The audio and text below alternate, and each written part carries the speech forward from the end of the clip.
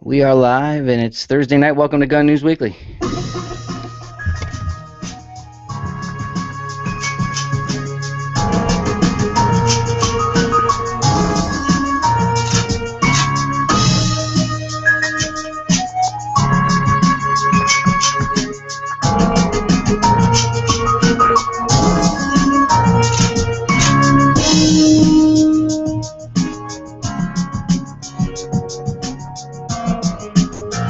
It's official. It's live. We got viewers.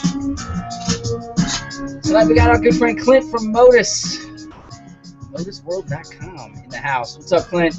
Hey, what's up, Kevin? Good to have you back, man. Good to have you back. Thanks, man. It's been a while, but I'm glad to be back. How are you tonight? Dude, I'm doing good. Appreciate it. How you doing tonight, Ross? I'm doing fantastic, man. I'm glad to be here. I'm glad it's Thursday, one more day, and then it's the weekend. Can't beat that. Not at this point. Thursday nights have become rock solid for us. I do enjoy them as well. But anyway, Clint, it's good to have you on board again. Welcome to the Flow Rida, as I call it. That's right. It is what it is. Casey, you're jumping in right on time. What's up, buddy? Yeah, good, guys. How are y'all doing? Awesome. Appreciate you being here. And Cool. Always the best timing of the bunch, right it's there. amazing. It's literally one of those things. Shout out to Schwell. We know he's watching or should be watching or will be watching.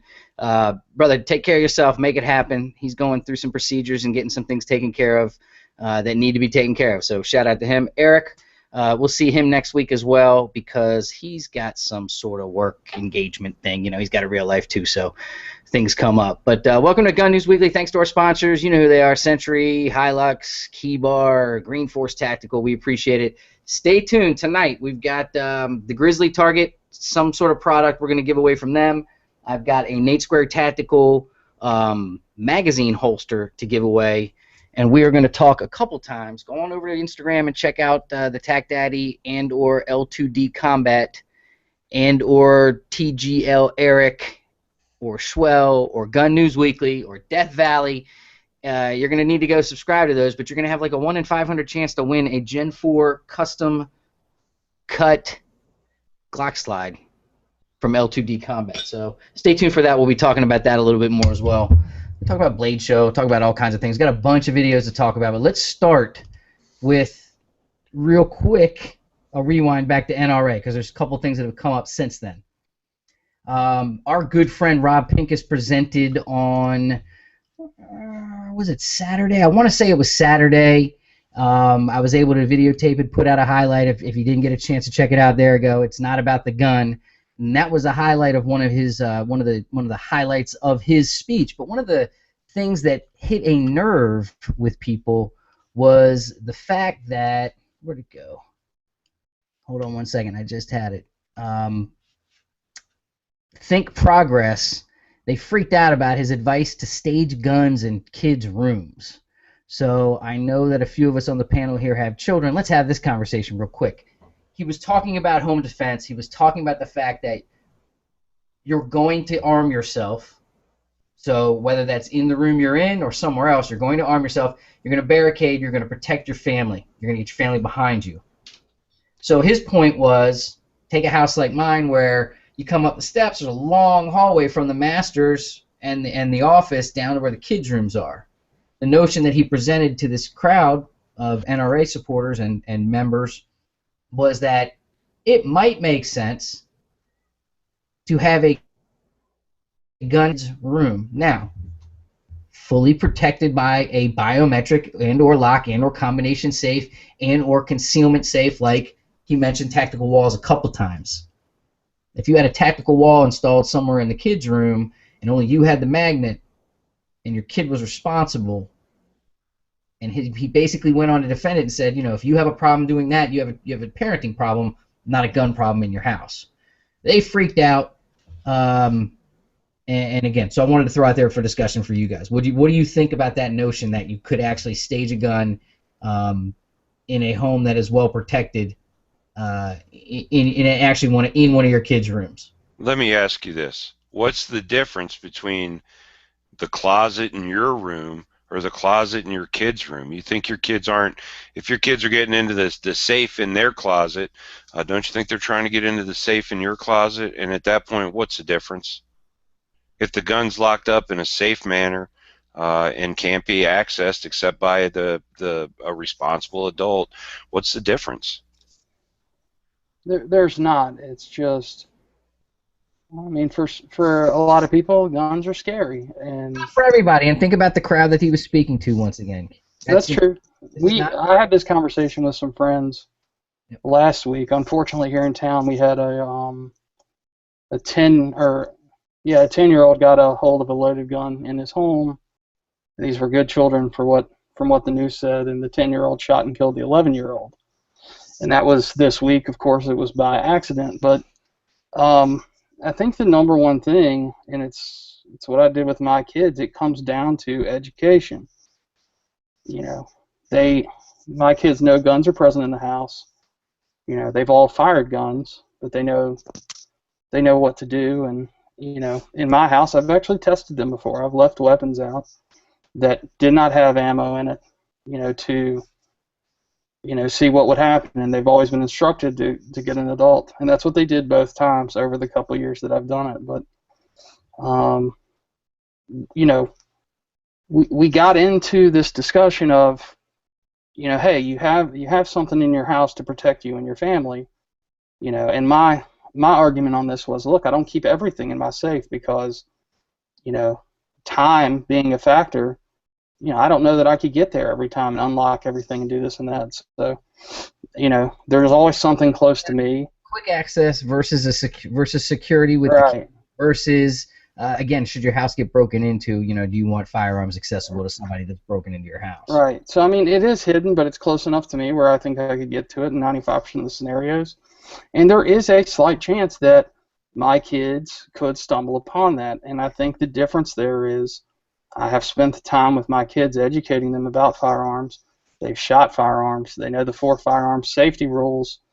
And, you know, the biggest thing with them is, you know, they know. And in addition to that, it spawned this whole other thing because we're having this problem with BB guns and other non-firearms, you know, with people getting in trouble, kids getting shot. We treat the BB guns, airsoft guns, water guns even, just like our regular guns. When they're not in use, they go in the gun safe.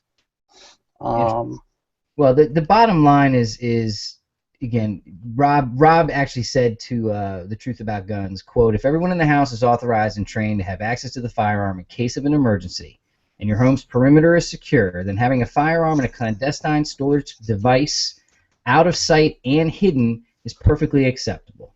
End quote. Go ahead, Clint. I agree. Well, you know, the thing is, it comes down to parenting. It comes down to training, and Rob's exactly right.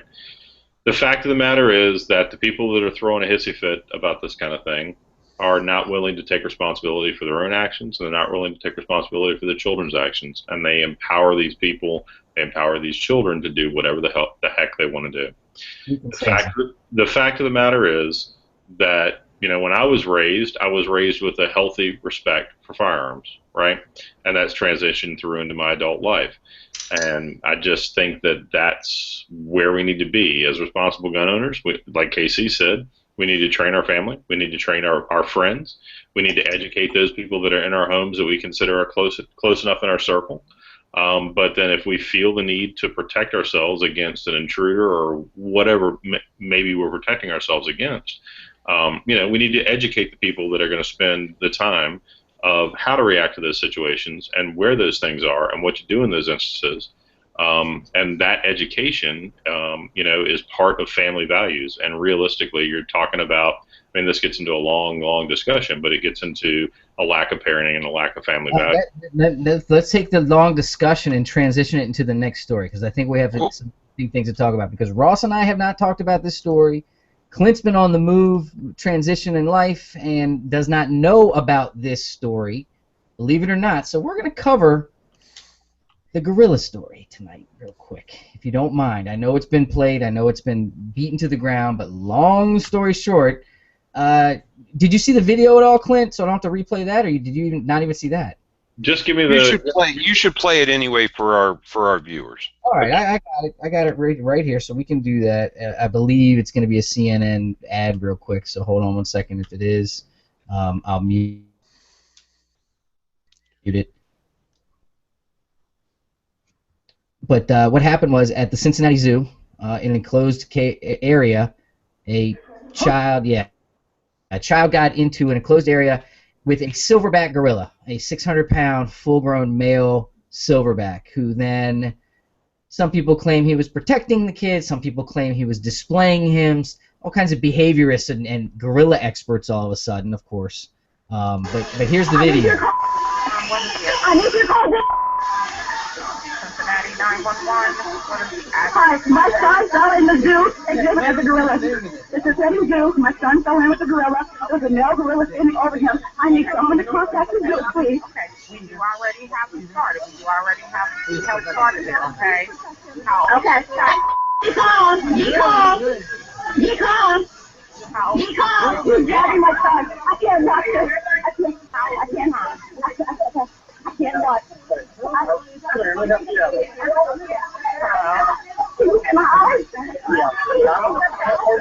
So a couple minutes passed.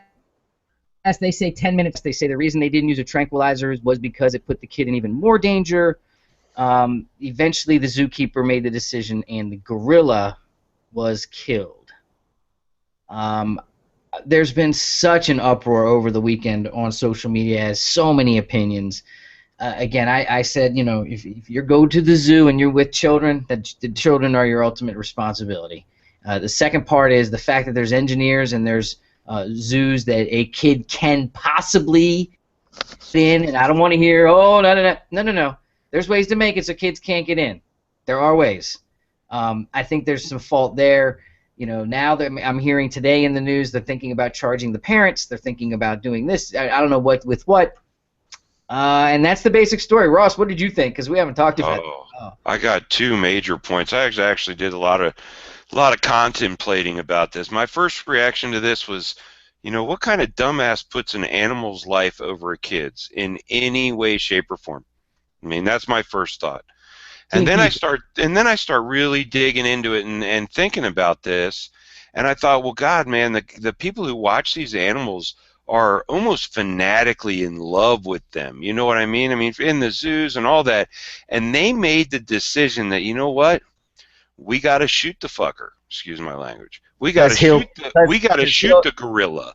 And you know what? I trust their decision wholeheartedly. I'm sure that there's nobody on the planet that loved those animals like the people that took care of them at the zoo. Okay? My third thought on this: who in the hell gave anybody the right to armchair quarterback this situation? Who said it was okay, and why are we giving people power to armchair quarterback this whole stupid-ass situation? Because it's on video, and it's fantastic, and it's a long 3-day weekend, and we can all bitch and complain and talk about it with our friends on social media. And you know what we're not talking about? We're not talking about the 69 people that were shot, 9 of which that were killed in the Chicago suburbs this last weekend. 69 people, not one gorilla. 69 people were shot. 9 of them died. Clint, you're muted. Go ahead, unmute yourself. I'm sorry about that. All right, Ross. You know, I agree. I agree with all of your points. Here's my takeaway from that. That's the first time I've seen that video. I've seen people talking about the gorilla, and I've seen memes and, you know, all of that kind of stuff, but I didn't really see anything up until that point. Here's my thing, and I have a unique perspective potentially because where I used to live, there's a bear cage at a park, and a few years ago, it's really difficult to do, but somebody actually picked up their child and set them over the edge and dropped them into the bear cage, and a bear got put down. More than likely in this situation, that's how this happened with this child. The parent actually put the child close to or in harm's way. And so realistically, to save the child who's the innocent, yeah, I mean, I understand you probably have to put the gorilla down. I get it. What nobody wants to hear and what's probably inflammatory is the parent probably should have been put down too. And that's my position on it. Interesting. Casey? Did the parent in that situation that did, not this one, but the one that you're talking about, did that parent, were they just trying to get their kid a better view? Or... No, the kid disappeared. The kid said, "I want to No, get no, in." I'm talking about... No. In Kid my said, "I want to go Yeah, play in with yours, Gorilla," Tom. and she said no, and then the kid disappeared when she was messing with one of the other. Okay, I heard this first. I heard this like All right things. Go ahead, right Rob. in the news. So the kid got away from his mom. His hand was in her back pocket. She was trying. Okay, this is the story I got. She's got 3 kids with her. 2 of them need her attention. 1 of them needs her attention. She thinks his hand's in her back pocket, and he somehow breaks away from her. Now, the reports are from multiple sources, including people who are unrelated to the incident completely, who just happened to be videotaping it. Other adults actually tried to capture this kid, and he was, quote unquote, just too quick. He scaled a 3-foot fence. He climbed under a shrub that was like 4 foot wide, and fell into the thing. I don't know if he was. He fell 10 feet. We know that at the end, but to get to Right. the point where you're at a point where now you have to make the decision to jump. I heard people fact say that it was like the Tough Mudder to get to the edge of that thing, and the kid got in. And the funny thing is, people outside of this family, people were trying to capture this kid, trying to restrain him, and could not catch him. All right, hold on. It'll be interesting to see if there's other video, but the thing that I posted on Instagram today is Mr. Coleon Noir posted, "If I'd shoot a human to protect someone I loved, I won't hesitate to shoot a gorilla. Hashtag stop the fuckery." Come on, So, man. my Seriously, was question- an animal's life my above a question human? is- Never. My question is, you have an absolute, we're all good fathers, we're all good people. Let's just say that there's a moment where you're at a zoo and your kid disappears and you look up and God forbid he's face to face with Tony the Tiger or a gorilla or another man, something that would easily kill them with his face in an instant because he's fresh meat. I'm cannonballing into that fucking water to save my kid. That's what I'm Do doing. you shoot the animal as you're cannonballing? Do you shoot Hell it? yeah, I'm taking every shot I got. Shooting the animal, in my opinion, is just an unfortunate circumstance, right? It was a means to end the situation. The problem that I see with this is, okay, I get it. She had 3 children. Okay, I get it. She's having a hard time, but it's parenting. It comes right back down to parenting. She had the child. She needs to take responsibility for the child's life. That is the definition of being a parent, is taking responsibility for the child's life and teaching the child the correct yeses and nos. Right? If the child was well-mannered, well-trained, well-disciplined, then the child's not going to run off and jump into the cage. But I guarantee you that this is not the first time that this kid has disobeyed its parent and run off and gotten itself into jeopardy. I'm sorry. There's no question in my mind. You're 100% right, Clint. There is a liability and a responsibility of the parent.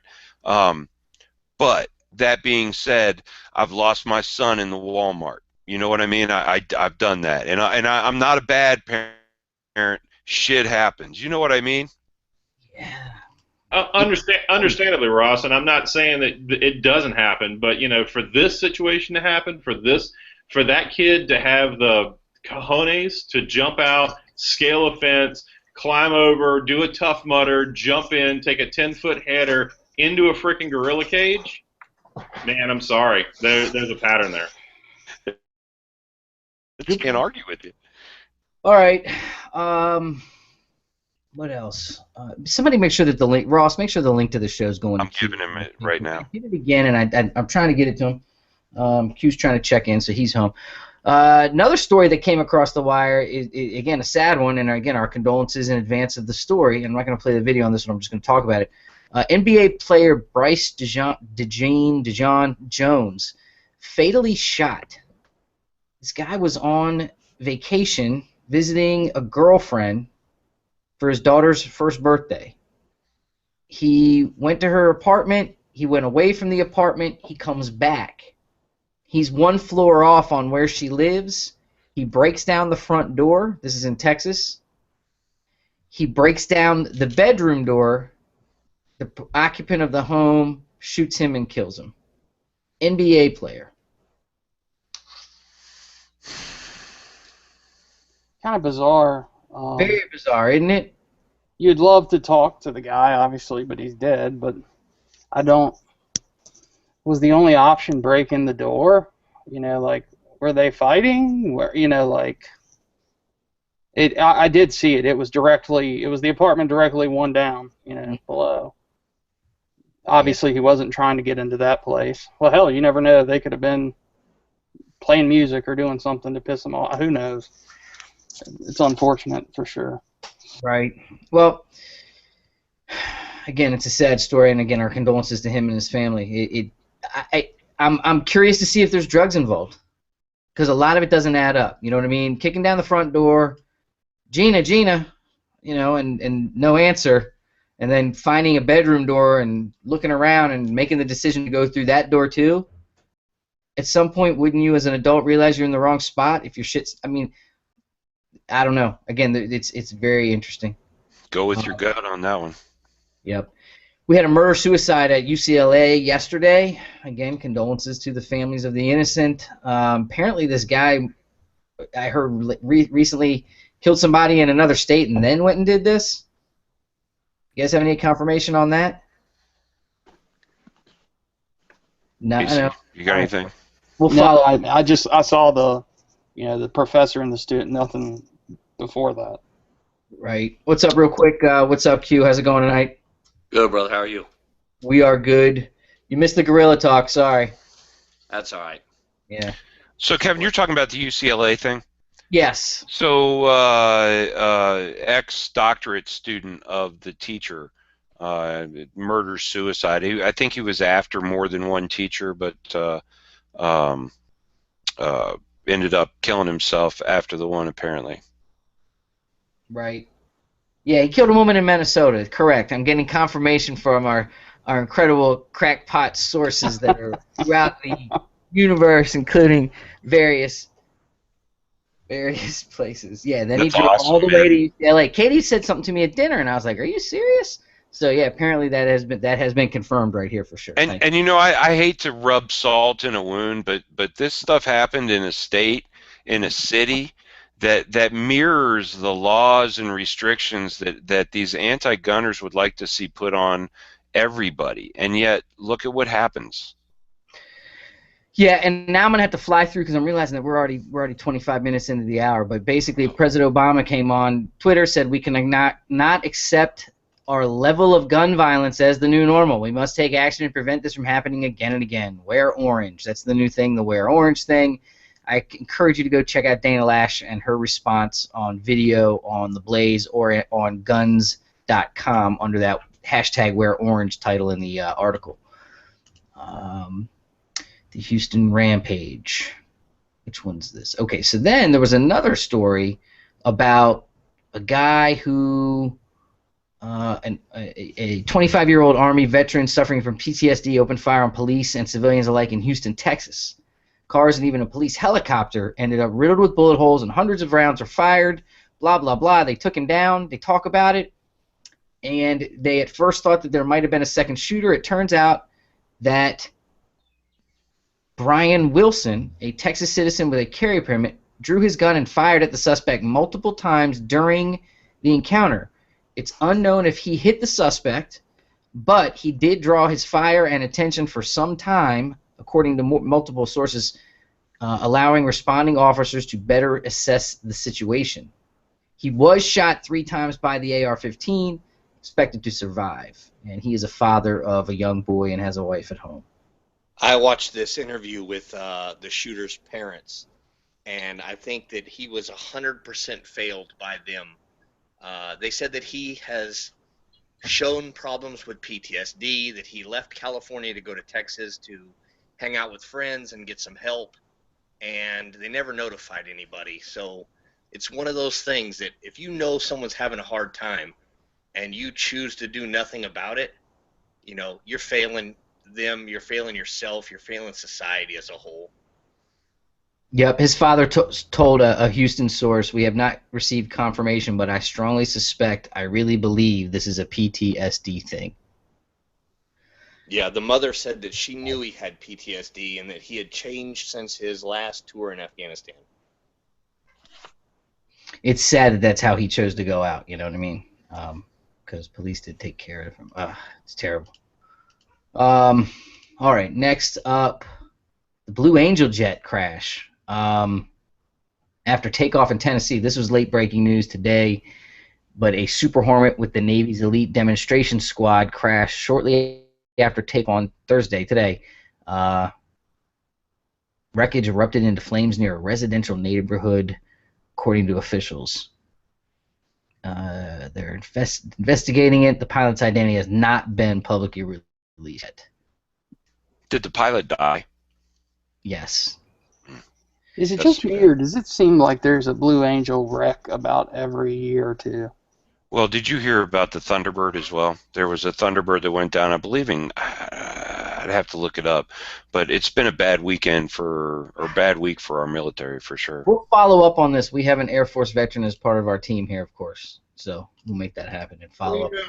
The one thing about that, and I'm jumping in at a weird point, but this is highly, highly dangerous acrobatic maneuvers that are timed and skilled and all of those things. And I mean, the smallest mechanical error, the smallest error in pilot judgment, a biological problem, any of those things can, when you're flying precision like that. I mean, this is a dangerous thing. It's like driving race cars. To expect there to not be an incident, and to speak to your point, is sort of ludicrous. I mean, there's a reason that these guys do what they do because they're the best, right?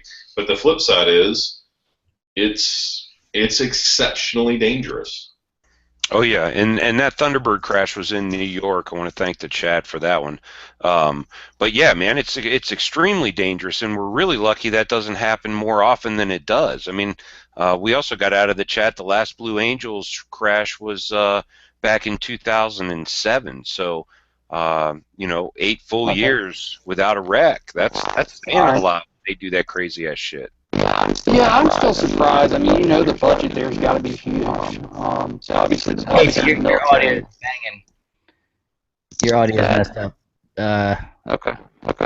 Plug and unplug real quick if you don't mind. Sorry about that. That was almost scary.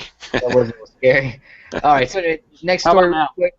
Yeah, you're Yeah. good. No, Okay. go ahead. Your point. No, what I was saying is, I'm surprised the budget still has a place for Angels. I'm assuming it's still a strong recruiting point, but with all the budget I was wondering cuts. the same thing when he brought it up, is how dilapidated are those planes these days? I mean, every penny has to be used on just maintaining the equipment they got in the field, let alone their, acrobatic planes. Well, and I can't cite the source, but it wasn't too long ago that I read that all of the funding for the acrobatic units were cut, right?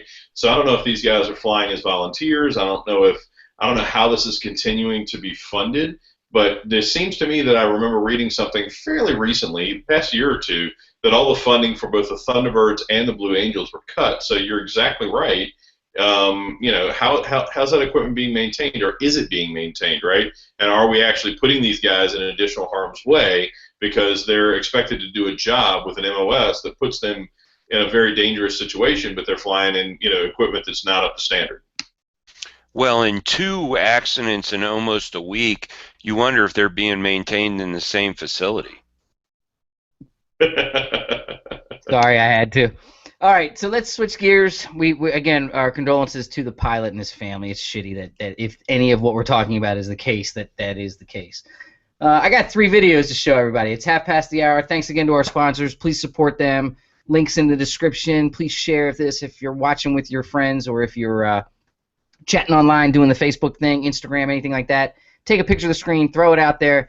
Hashtag Gun News Weekly, at Gun News Weekly on Instagram. We also got a few other people that we'll mention at the end of the show, other Instagrams that you should be following. Here's a couple interesting videos. This is not as long as it looks, but it's a bank robbery that went down recently. This guy goes in. I'll narrate because there's no sound. Hurdles. I mean, boom, look at that. Like a gazelle. And then all of a sudden, pow, pow, pow. Pow, pow, pow. Pew, pew, pew, I should say. Not expecting this guy to be And apparently there was 90 grand being counted at the time. So he knew what was going on, according to the article. That's the first one over on Live Link, and again, the article is on Controversial Times. The other interesting thing about this story is what he had. He had a Derringer, basically. Just throwing it out there. This one is graphic. If you don't like violence and you don't like people getting shot, the point of this one is to show that people can get shot a lot and keep on going. Even a rifle shot isn't a guarantee of Let me get ahead of stopping this the turn guy. Here we go. it can take and still function. Go read the news story on this one. This guy here with the knife out is a former MMA fighter who has already murdered a police officer who came to his house on a disturbance call. And we're going to listen in on how many times they're going to shoot this guy before he... The one guy's firing warning shots into the sky, by the way. That's what's going on right now. And by the way, you may want to mention that if you got a weak constitution on, seeing people get shot, you may want to look away for this. Yeah. Children, what is it? Parental advisory is in effect. Yeah. Wait, where is this at? They're going to get really crazy, so hang in there. Somewhere where it says Police on the back of their vests. SI. Probably Brazil. Those are the crazy ones. Well, look, they are just laying into him at this point. 3, 4, 5 times right there, he got shot for sure.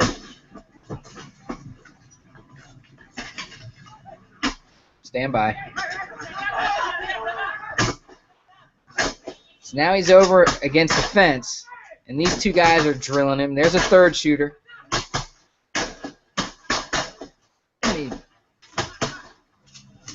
Maybe 5 or 6 guys laying into him, right? You see all the dirt, you see all the dust. Well, certainly you think it's over at this point, right? I mean, he's down. They've shot him umpteen times, or at least shot at him that many times. But we're going to see here it's actually going to continue when we talk about when is the threat stopped. Certainly if you weren't a cop, you'd have gotten away by now, but it's not over yet.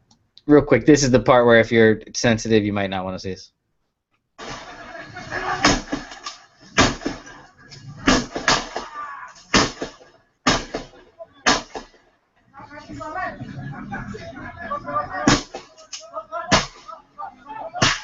So certainly we don't have any threat right now. That's why the shooting has stopped. But I also want to think here about crossfire and about your backstop as well as things coming and going. This is how much damage someone can take and stay in the fight. So I want you to be careful, everyone, because he's not even out of the fight completely yet. Finally, he's about now. Finally, one of the dome takes him out. Pretty amazing how many shots the guy took. Any comments? Unbelievable. And you come out of training from like pistol training, and they say, pistol is the worst thing to shoot anybody with, and yada yada yada. You want a rifle, but look at how many rifle rounds at close range a body can take. Holy mackerel! I talked to a police officer from Charlotte, North Carolina, at a wedding one time, and he was telling me about a call they responded to one night where they had to use deadly force, and the guy was on PCP, I think, but he said that they counted, it took over 40 shots to this guy's body before he actually dropped and quit advancing. 9mm? Yeah. Damn. Over 40 shots. The thing is this: if you're not using expanding ammunition, if you're not using something that's intended for tissue damage, you're using Full Metal Jacket, you're using green tips, you're using whatever, it's an entry and an exit wound. And adrenaline, and I'm sure Q can speak to some of this, but there's a lot of things going on there. I mean, realistically, it's really hard to drop someone unless you hit a vital organ or you make contact with bone structure with, a Full Metal Jacket or an armor-piercing round. At that point, it's ridiculous, and you'd be amazed at how much damage the body can take from that stuff. Right. Basically, you're looking at an entrance wound, an exit wound about the size of a pencil. So, I mean, it's not that big a deal. And especially in the 5.56 range, it's traveling so fast that it's really not doing a whole lot of damage. So like Clint said, proper ammunition And two, something to think about is, how many targets have you shot that made absolutely no dust? So to kick up that much dust just proves they're hitting a lot of dirt. A lot of those bullets aren't hitting that man. Yeah, I felt like not many of them were good shots. Yeah, I mean, I look at that and I see, a really poor execution. I mean, and I'm not talking about of the person. I'm talking about poor execution of fundamentals, right? I'm not seeing good marksmanship, and I know it's really sad when you sort of look at this thing from that perspective. But realistically, those guys that were doing the shooting were not that well trained, and unfortunately, whether that guy was the worst felon in the world or not, he was made to sort of suffer through sort of a long, drawn-out thing, and realistically, they did themselves a whole lot of negative by getting it publicized that way. They're shooting the wrong ammunition. Yeah. Their marksmanship is poor. Their weapons manipulation is poor. I mean, that could have been a really quickly resolved incident without having to now deal with it in the public spectacle. Got it. All right, another one quick, and then we got a few more stories, and then we got some gear and stuff to talk about. But this one's interesting. Guy from Mexico's soccer team got kidnapped. The video reenactment is fantastic. Casey, you're going to like this one. I know your taste. Mexican soccer star escapes kidnapping after overpowering abductor. Wait for a Mexican soccer player is alive and well after an eventful weekend that saw him both get kidnapped and then escape around 24 hours later. Olympiacos forward Alan Pulido was taken by kidnappers while driving Saturday night after leaving a party with his girlfriend in Ciudad Victoria, Mexico. The story that I heard is that they surrounded him with 8 cars and about 12 dudes with hoods jumped out to take this guy. That's how valuable he was to them. The 25-year-old gained the upper hand on one of his abductors during a fight that saw him take the kidnapper's gun and phone. While calling the emergency services, Pulido could be heard beating his kidnapper while trying to tell the dispatcher his location. He was unable to get out of the house as the doors were locked, but was able to describe antenna on the house and the building itself. Authorities soon found the striker and detained one of 4 suspected kidnappers. The suspect was accused of belonging to the notoriously violent Los Zetas cartel. There you go. Just goes to show you, if you put up a fight, you got a good chance.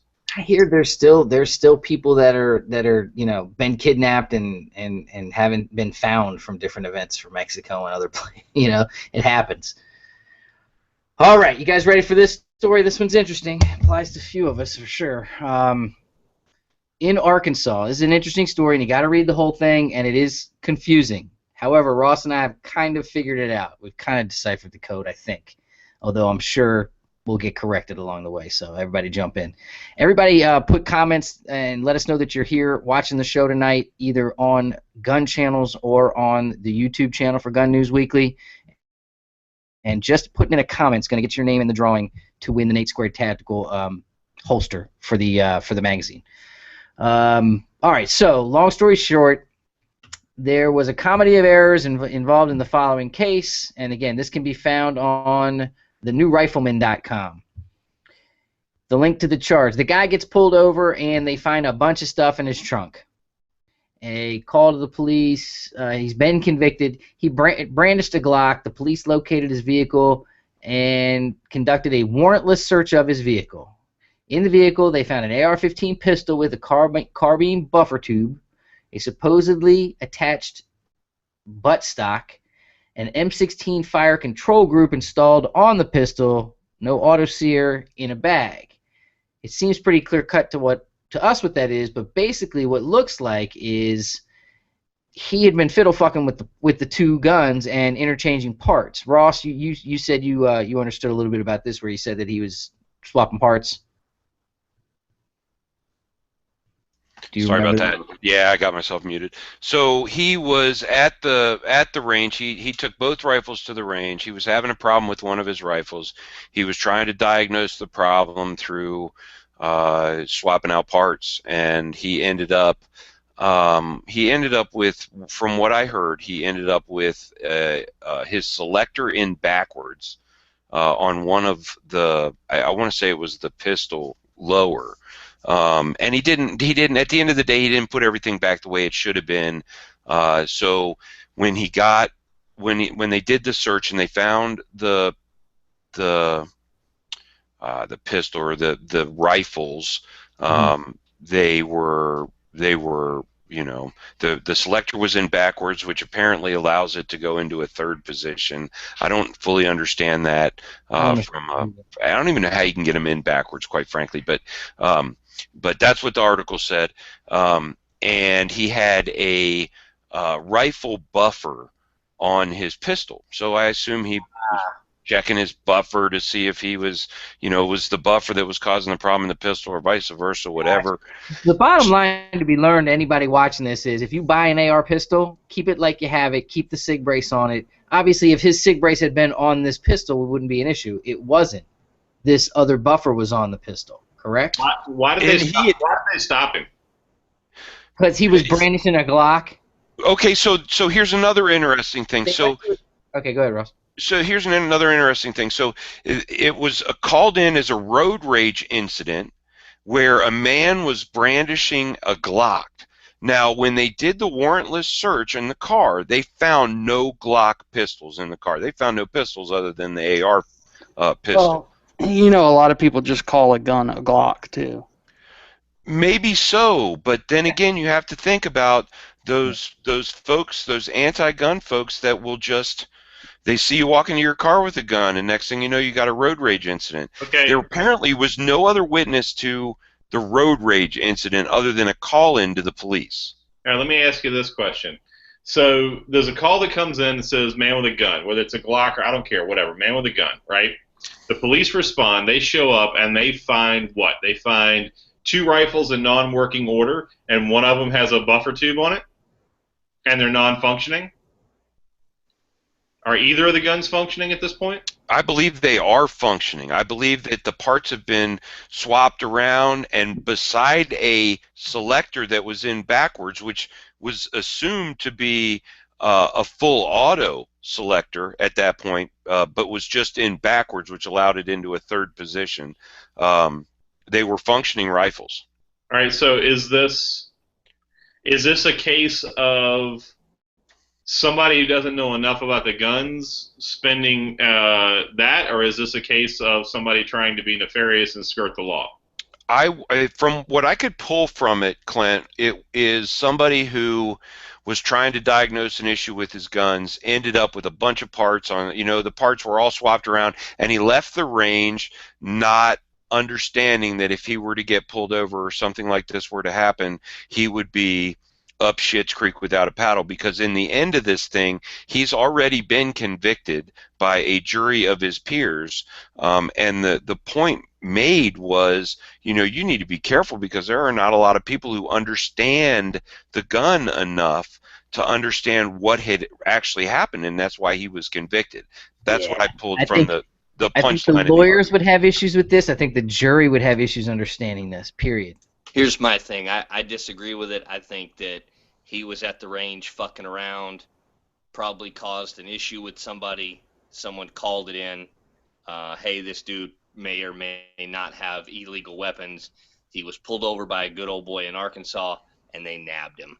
I mean, basically, come on, boys. We all have guns. You don't take guns apart and switch parts back and forth to mess with it at the range and then leave it that way and drive home. He knew what he was doing.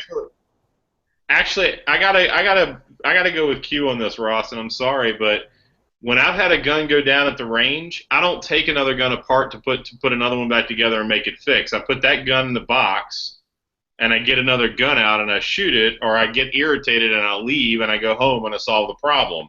I think this guy was probably trying to skirt the law.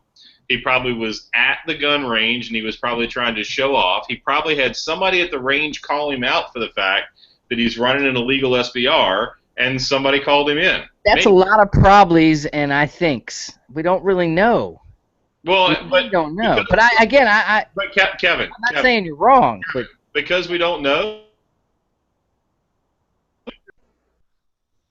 Say that again, Clint. You broke up. I said because we don't know, it's open to speculation. And Absolutely. Okay. Yeah, fair enough. I can't say it's not that way. That's for sure. But the Yeah. article made it. Yeah. The article and the story from the article made it slanted it in the way that he was troubleshooting his guns. Although you're absolutely right. I've never taken a pistol out to fix my rifle. You know what I mean? I've just never done it. So I was at. All right. I've taken bolt carrier groups out. Have you taken a bolt carrier group out of a gun and tried it in another gun if something went wrong? Negative. I will not do that. Okay. Fair enough. I have tried that. I don't treat my rifles like Mr. Potato Head, right? They're not interchangeable. I have a series of parts that are set to a gun. It's a system. If that system fails, I go to another system. All right. We have 12 minutes left. We have 2 big stories and a bunch of stuff to talk about. So let's go about 4 minutes each on these 2 stories. One of them is it's going to take longer than that. All right, we're going to go a little late. It's just the way it is. This is something that came up this week, and again, it's just fun to talk about because I always think it's fun to talk about competitive shooters / tactical operator versus this kind of guy versus that kind of guy. But trainer Dave Spalding chimed in this week on Facebook with about a 5-minute video. Let's just watch the beginning of it real quick. Recently, I wrote a blog that I called What the Hell? And it was my thoughts on the current state of combative firearms training. Try to share it. Hold on. And it was more written out of frustration than anything else, but it really caught on. And it was picked up and widely distributed. Tom Gresham from Gun Talk Radio actually had me on his radio program to talk about my thoughts on it. And it came out of mostly frustration of the stupid crap that's said on the internet. Way too many people put a lot of stock in the stuff that's done on YouTube and gun forums and blogs and stuff like that. It's really inappropriate because you really can't learn anything. Well, I shouldn't say you can't. It's less likely that you're going to learn something worthwhile on the internet than you will in a solid, well-designed training program. But it seems like there's a number of people, because they're either cheapskates or whatever the case may be, that want to get all of their training watching YouTube videos or reading articles online. And all you really get from that is recycled information. You don't build skill. What brought the thing on was an individual who contacted me and said, how could I possibly teach anything about combative firearms training because I had never been military spec ops? What the hell's that got to do with it? And at least to my state of mind, that if you want to know about pistol fighting, you talk to someone who's been in law enforcement. The military doesn't use handguns for any extensive amount. I mean, I know they have them, but it's not something they do. Every day in the United States, there's somewhere between 3 and 10 shootings or gunfights involving American law enforcement officers. The fact of the matter is that when it comes to pistol fighting, American law enforcement knows quite a bit about it, and we do it pretty well, and we've probably been doing it since the early 1800s. The handgun always will be the primary weapon of law enforcement, and just because we didn't serve in the military doesn't mean we don't know anything about that. You can go to his page and check out the rest of that, and there's quite a bit of conjecture back. I would rather not waste my time listening to that shit again. Or we can also talk about the other one that came out, which was this competition shooting versus the two-way range. A very similar long article talking about the notion that competitive shooting training puts bad habits in your world in terms of real-world training, etc., etc. Would you like to comment on that? I want to hear what Q's got to say. Well, I'm biased. I posted that from Sean's page, so I absolutely am not a fan of the whole three-gun competition thing. I know that a lot of guys do it, and if you look at it as a sport only, then that's cool. If you train for three-gun thinking that you are preparing yourself for a gun battle, you are fucking up. When you create a habit of waiting for a beeper, running when your gun is down, and throwing it in a barrel, or being disqualified because you do more than a 180 check, you are setting yourself up for failure. Correct. I said to Q after a bunch of DQs at a pretty big match, and all these competitive shooters were posting about DQs. I said, Q, did you ever get DQ'd for having your foot on the wrong side of something when you were in the in the shit in the real world taking care of business? I doubt it. We all have a very good mutual friend who's a former Six guy, and some of you guys know him. You guys know who I'm talking about. And I watched him DQ at an IPSC match. And he DQ'd because he, when he went to go, show clear at the end of the match, he had a round in the chamber and he DQ'd. And, does that make him a bad gunfighter? Well, no. He's a Six guy with multiple combat tours, right? And I know what the guy's done. But, I agree. It's a game. There's a difference between a game and a life and death scenario, right? I don't know. I've got lots of thoughts on this, but it would take hours to talk out, so I'll just bow out gracefully. Appreciate that, but at the same time, agreed. The whole there's many things about competitive shooting that drive me crazy, but you guys have hit a couple of them on the head. Versus when this conversation is mostly about versus the real world, how should you train? And again, I think you should train to get the heck out of there, train to defend yourself if you have to, and learn how to put hits on target if you have to, period. I agree with the first little article you go to YouTube for your training. I think you need to get hands-on with an instructor. Yeah, that part's true, but if you think that law enforcement today is the standard at which should be taught pistol gunfighting, you're living in the wrong world, bro. No, but I also don't think that I think you could learn it outside of the military. I think you can. Yeah, I mean, I don't know. I guess what's that guy's name? Masood Ayud, whatever. I can't remember his name. He was military in Israel, wasn't he? I don't know. Anyway, you can be a specialist in the pistol and not have gone through the military. I think that's an accurate statement too. But I think to look for at YouTube for anything like that is absurd. I think if all you're doing is YouTube, I think that's nuts. I think if all you're doing is getting your advice, your thoughts, your this, that, the other. I've heard different trainers say, I've got so many videos on YouTube, I've got this, I've got that. If that's all that you're consuming, and you're not actually doing real-world training, I think you're cutting yourself. You're setting yourself short for sure. You should train in real life with an instructor and use his videos as guidance to help yourself when you practice at home. Right. I mean, that's really where that goes. That's what YouTube's good for. Agreed. Continuing education, my friend. Continuing education. Exactly. Stay tuned for the next Modus class. I'm sure there'll be one, and make sure you check out Big 3 Training. Talk to Q. If you're in the area, if you're in Orlando, Daytona, and you want to get some one-on-one, or you want to get some classes going, get in touch with the Big 3 Training Center. That's a great place to start, or go local to where you live. All right, so the next story, again, wrapping up the hour, probably go a few minutes over, but this one, I almost think that, again, we need to wait for the whole crew to be here and actually have a full conversation about what's going on with Katie Couric and Bryant Gumbel and the major productions that they're doing, and the fact that they're getting caught misrepresenting what the Q&A really is and what the real answers are to the tough questions they're asking pro-gunners. It's been happening for years. We finally got somebody who's willing to call it out. Well, and you have what you have is Katie Couric produced this major production, and somebody recorded the entire conversation. So when she asks a question and it seems like she stumped them and got them, and there's silence and they can't, it's such a hard question, they can't answer it, yet they have intelligent, real answers to the questions, and now we're seeing that.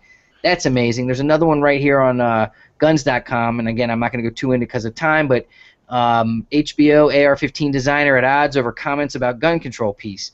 Basically, Sullivan, who's Sullivan, is Jim Sullivan, is a legendary firearms designer who is on the Armalite team that created, among other, the AR-7, the AR-15, went on to work with Stoner on the Model 63, Ruger on the Mini 14 and M77, and Singapore's Chartered Industries on the Ultimax 100 light machine guns. The guy knows his shit left, right, and center.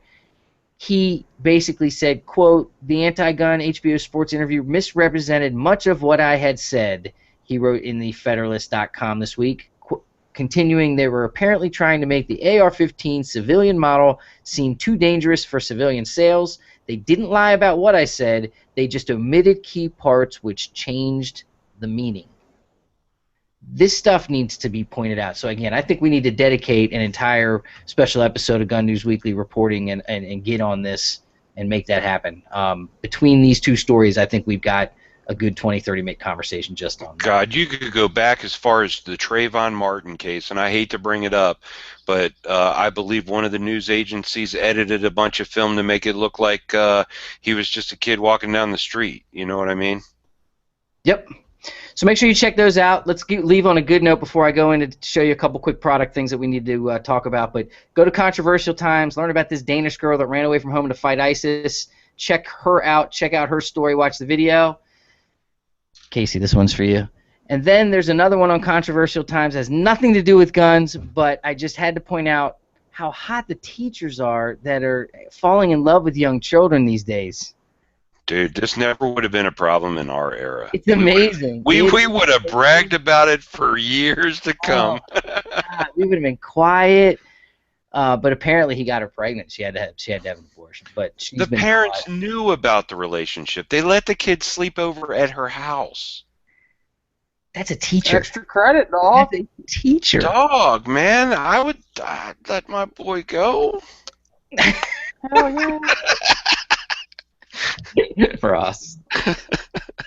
I'd see if Daddy could come along. Shout out to your boy for 5th grade graduation this week, by the way. Yeah, thank you, Kevin. Thank you. All right, real quick, I got a couple things to talk about because it's appropriate. Make sure you go check out The Ultimate Knife. They have the new $5.99 series out. This is the $5.99 XTTK. What's the difference between the old trainer and the new trainer? Very quickly, just a couple features. One is there's a glass breaker that's built into the handle now, right there. It's not a liner lock anymore. It's a back lock with a lock. So they have a lock goes up and down.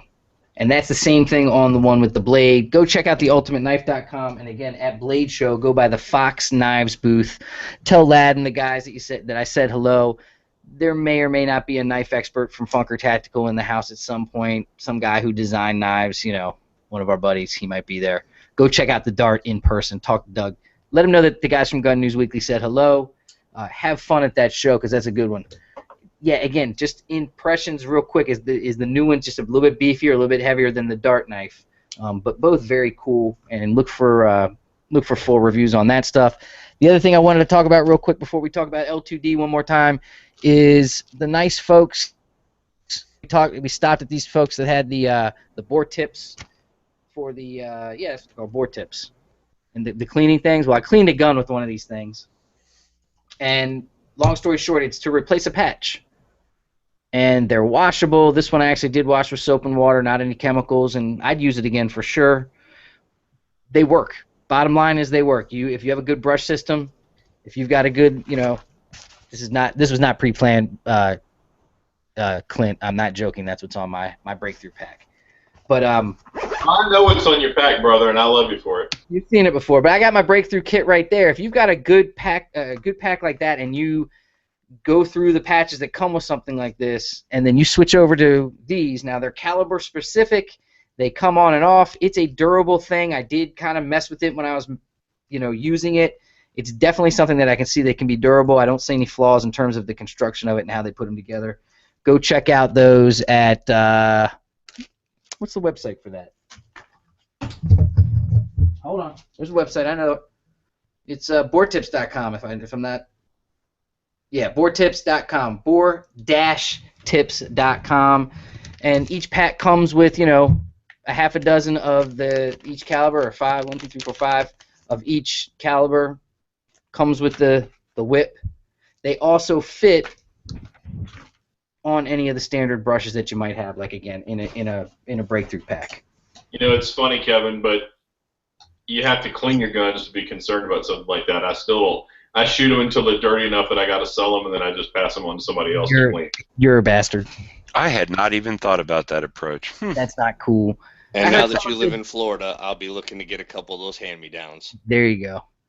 Go over to L2Dcombat.com. Go on Instagram. Check out what's going on there. We do have a giveaway going away with some of their slides. Their new match-grade barrels are now available. Damn, that's Dude, that thing is sexy. not for me, but I think, again, that rainbow and the blue, it's pretty cool. And then, obviously, we're giving away this guy right here. So, a couple more. I think about another 100 subscribers or followers to the L2D page on Instagram. Anybody watching the show tonight, please go check that out. And have fun at Blade Show. Everybody that comments tonight is going to be in to win one of these guys. Not with the magazine, but that's, again, a magazine holder from Nate Squared Tactical. Available at TacDaddy.com. Also, go check out EverydayCarryLife.com. Guys, quick shout-outs on all the Instagram and fun stuff you do, starting with you, Clint. Where can people find you? Modusworld.com is our main thing. You can find us on Facebook /ModusWorld, and you can find us on Instagram, Modus on Instagram. Got it. Q, shout out that Instagram that you're on.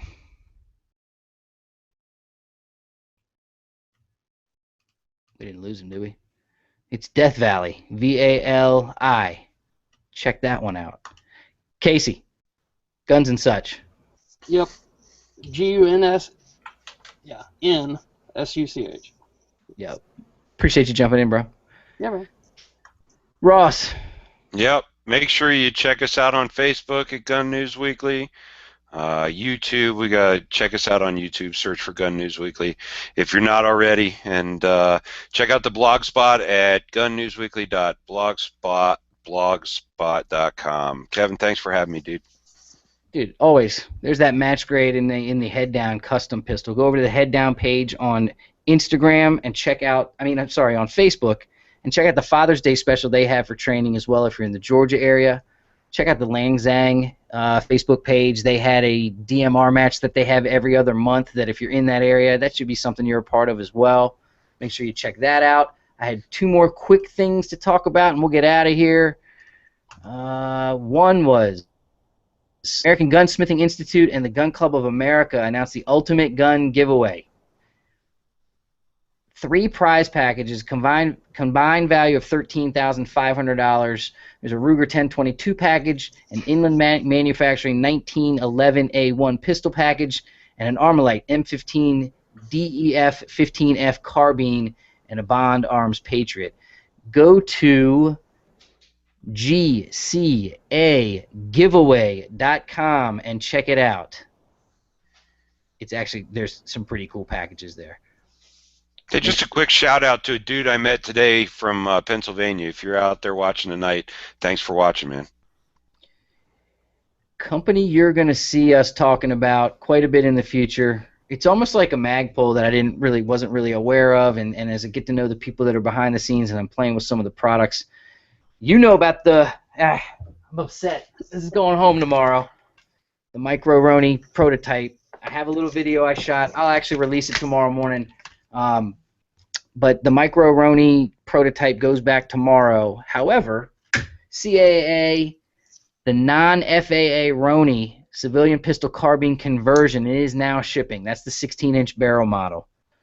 I don't have information on the one that has the brace, but I know that that's in production. And again, the goal with the Roni is to get it to the point where the top 5, 6 handguns, whether it's, again, the Shields, the M&P series, that kind of stuff, the Glocks, Beretta, they're going to have it for all of those, so that you take your again, the blue gun represents a pistol. You get it in there and you get a lot more behind it. Allows you to get an optic on it. Allows you to shoulder the weapon.